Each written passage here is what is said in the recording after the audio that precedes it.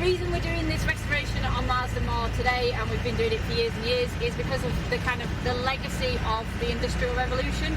So Marsden is an amazing place, but it's slap bang between the big urban conurbations of Manchester and West Yorkshire on the other side. The cotton mills in Lancashire, the woolen mills in West Yorkshire, all the pollution from that industrialisation and all that work formed acid rain, and the pollution fell on the moors. And that, combined with the fact that the moors were used during the Industrial Revolution for sheep grazing to provide wool for the mills, and drained to provide water to power the mills, that's just kind of been this cycle of really acute decline from the Industrial Revolution right up until sort of the 1980s, where we were left with these moorlands that were completely devoid of any cover.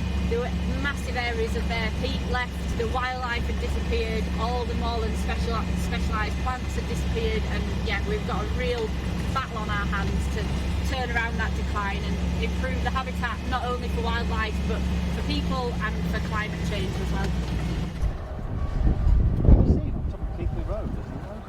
We'll take 2 bags on and see what we get through. I'm going to plant sphagnum moss. I don't know how to spell it, and I don't know how to plant it yet, but I'm going to learn today. Oh, are you seeing it? Beautiful. Look at that juicy sphagnum moss. It's just growing in the ground. Underneath, it's making peat, laying down layers for the future, storing carbon, keeping it in there. Look at that, beautiful. You could just eat it, couldn't you? Beautiful. We're going to plant some of this. Come on.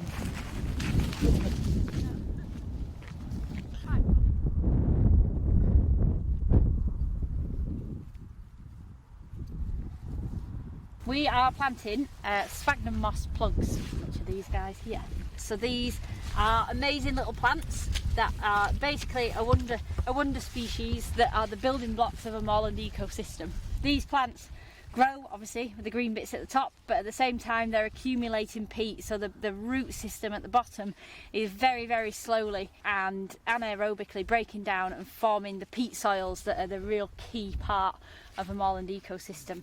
And by doing that, they're performing all sorts of amazing functions, including reducing flood risk by storing water on the moor, obviously helping to fight climate change by storing carbon, locking that away in the peat soil, but also really crucially providing amazing habitat for loads of wetland specialist species, so waders, things like curlews, golden plover, moorland specialist birds that really love these wet conditions for feeding and breeding. So these are really, really important, and they've kind of been underestimated and undervalued for decades really, and it's only in the last sort of 20 years that we've really realised how crucially important they are and how important getting them back on the moor and re-wetting the moors is.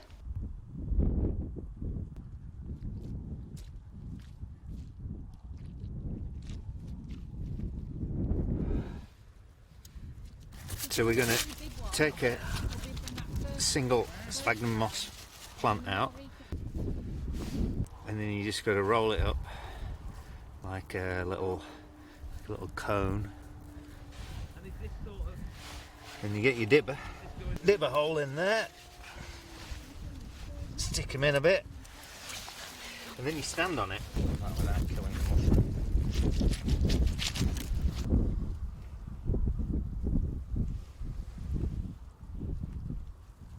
I really think that the curlew is my spirit animal.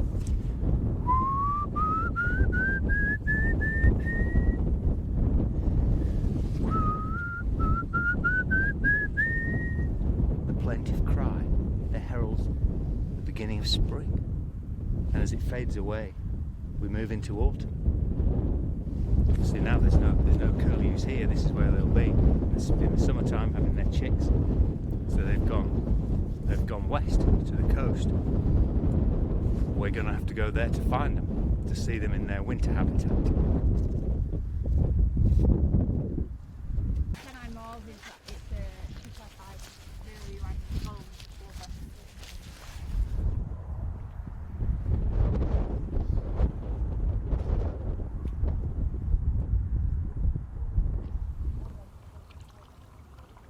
we arrived and we've parked. It's called a car park, but it's on a bit on the beach. You know, we're in Morecambe Bay, which is famous for very fast tides, quicksand, dangerous. It said high tide was at 4 o'clock p.m.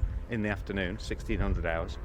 So we started walking down that way, and a local man said, "What are you doing?" And we said, "We're looking for curlews." And he said, "Where are you going?" We're like, "Well, we don't know. We're just walking down that way, see what we can see." He said, "Well, you know where you parked your van? The tide's going to be in there about midday."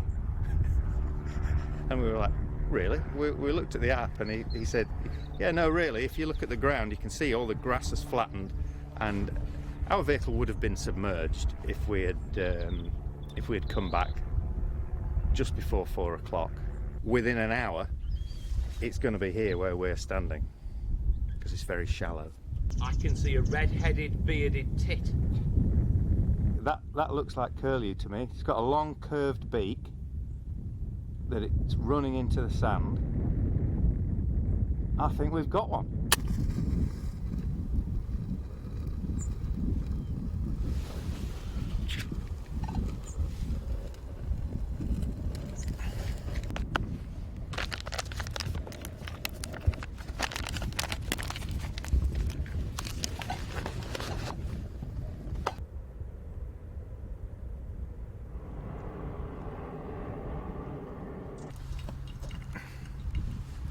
Hopefully the coffee's faster than the tide, but by the evidence before us, perhaps not. That's terrifying, isn't it? I've never even seen that as that's a phenomenon. I'm definitely of the land. There's not much semen in me.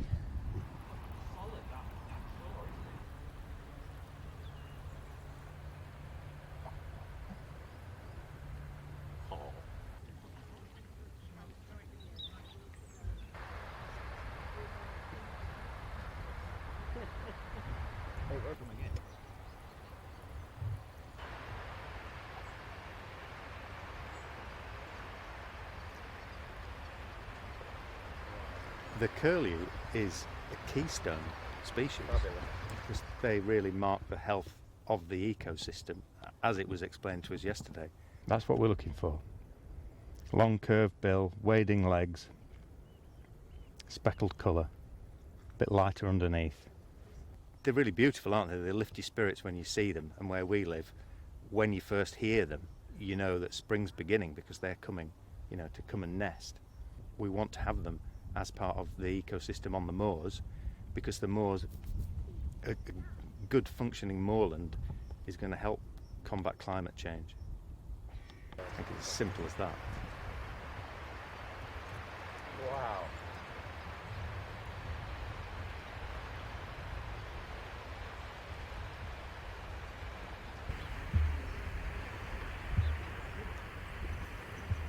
Magical. Is that a pub?